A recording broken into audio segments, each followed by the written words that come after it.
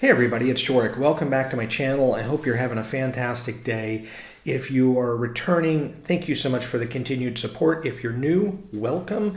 I talk about moving to and living in Portugal as well as Europe travel news when I get around to current events. I try to throw those in there when it deals with Europe. Today, I want to talk about receipts and things that you are going to come across that when you're getting the NIF, or your personal tax ID, which is going to be the first probably thing you will secure when you're thinking about moving to Portugal. You're going to be using that NIF on every transaction that you have throughout the year. So I'm going to go through kind of where and when you use it, how do you go through doing it at like the point of sale, what happens if you forget to use it, and then at the back end, just some of the tax implications. I'll go to our tax portal so you can kind of see what all these receipts and using your NIF hundreds of times throughout the year means when it comes to doing taxes here in Portugal. So your NIF, as you know, is your personal tax ID number. If you don't know, now you do, and you're going to use it for every transaction that you come across, whether it be going to the restaurant, the mini market, the hospital, going to Leroy Merlin, which is like a hardware store, and kitchens and bath appliance places, any major brand, anything you can imagine that you would buy, this phone, microphone, you name it, you're going to have the opportunity to use your personal tax ID on the receipt. So there's a few ways that happens.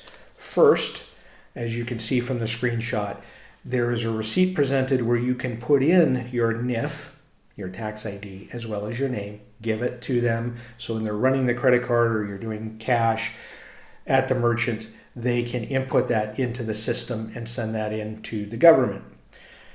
So then obvious question comes up, Joric, if we use this for every purchase that we make, we might make hundreds of purchases throughout the year. Right, you will. And I will say the first year that you're here, even the best forget a lot.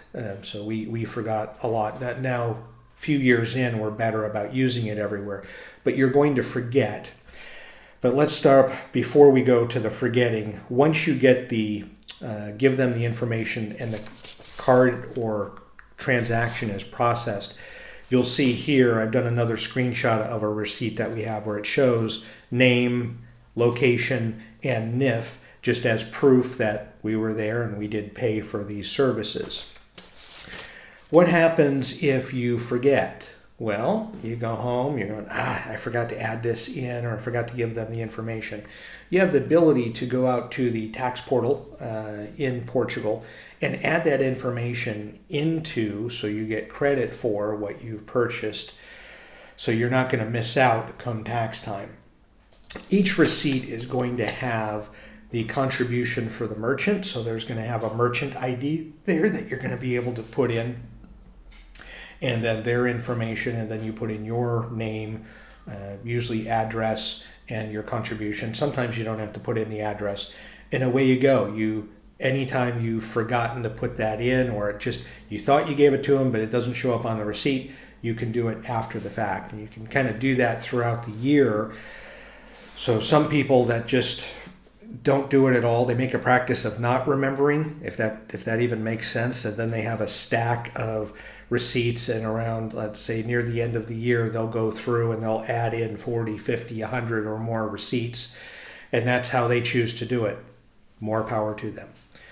So as you're using this throughout the year, you're going to have this memorized probably pretty quickly, maybe like a social security number. Some people memorize driver's license, bank accounts. This one's going to be pretty familiar to you, and the most familiar number you're going to probably come to know with living in Portugal.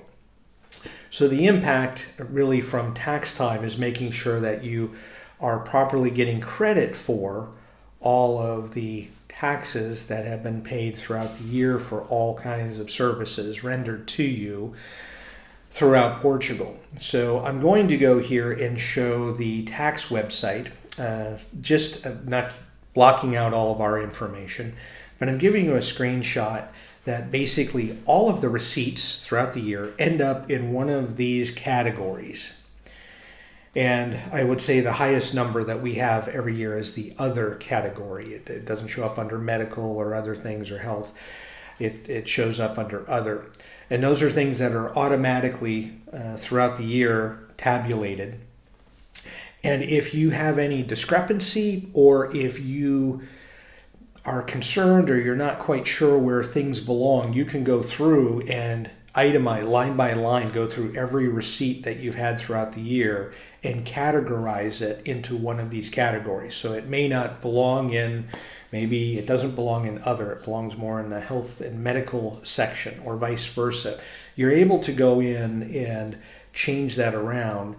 And you have generally, this last year it was February 25th, I believe was the date that you have, where you can go in and verify your receipts. I think it's called the verification of receipts. And it's worth going through just to make sure that you have all of your receipts from the prior year in there, and they're also allocated properly in the right sections. So that's something that you can do. You don't need an accountant to do. That's something that it can be a little time consuming.